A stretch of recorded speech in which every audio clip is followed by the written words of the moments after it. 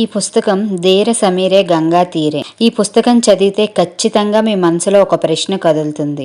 మనం ఒక మనిషిని చూస్తాం, కానీ ఆ మనిషి వెనకాల ఉన్న కథలు, గతం తెచ్చిన జ్ఞాపకాలు, చేదు అనుభవాలు, గాయాలు ఎవరికీ తెలియదు. ఇది ఒక అందమైన ప్రేమ కథ అయినప్పటికీ ఈ బుక్ రైటర్ రవిమంత్రి గారు ఈ బుక్ ద్వారా ఎన్నో జీవిత సత్యాలను చూపించారు.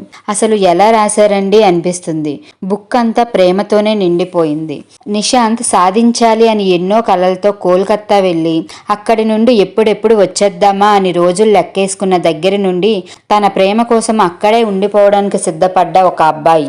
ప్రతి అమ్మాయి లైఫ్లో ఇలాంటి ఒక అబ్బాయి ఉంటే చాలా బాగుంటుంది కదా అని అనిపించే అబ్బాయి నీరజ.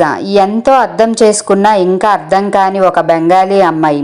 వీరిద్దరి స్టోరీ హ్యాపీ ఎండింగ్గా ఆర్ సాడ్ ఎండింగ్గా పక్కన పెడితే అసలు ప్రేమకు ఎండ్ అనేది ఉంటుందా అని ఆలోచించేలా చేసే ఈ కథే ధీర సమీరే గంగా తీరే. Thank you for watching.